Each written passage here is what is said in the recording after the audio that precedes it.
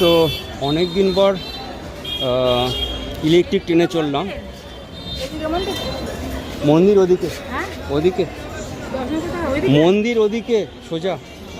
তো একজন কথা বলছিলেন, তো এই হচ্ছে ইলেকট্রিক ট্রেনের টিকিট কাউন্টার। এটা হচ্ছে মেট্রো। মেট্রো চালু হওয়ার পর থেকে মেট্রোয় আসতাম, কিন্তু আজকে বহুদিন পর দমদম থেকে দক্ষিণেশ্বর ইলেকট্রিক ট্রেনে আসলাম ইএমও করে। তো আজ হচ্ছে 31শে মে, 270-72 বছর হয়ে গেল। তো আজকে হচ্ছে সেই প্রতিষ্ঠা দিবস। লোকমাতা রানী রাসমণি তিনি প্রতিষ্ঠা করেছিলেন। তো চলে আসলাম দক্ষিণেশ্বর মন্দিরে। বহু আগে একবার এসেছিলাম প্রতিষ্ঠা দিবসে, তারপরে কিন্তু আসা হয়নি। তো আজকে আপনাদের সামনে তুলে ধরার চেষ্টা করব ছোট্ট ভিডিওর মাধ্যমে। প্রথমে দেখুন, তারপরে লং ভিডিও আনার চেষ্টা করব বিস্তারিতভাবে। ঠিক আছে, চলুন স্কাইওয়াকে যাচ্ছি।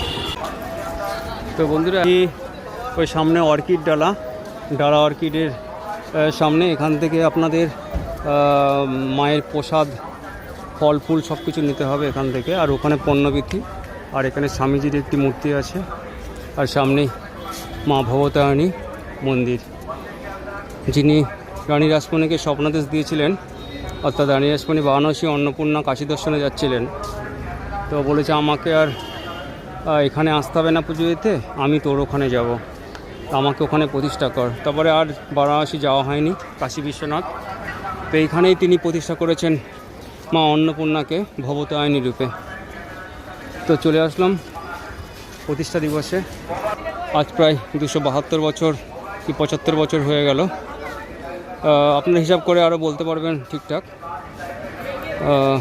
ওইদিকে রানী রাসমণির মন্দির, তার পাশেই নহবত।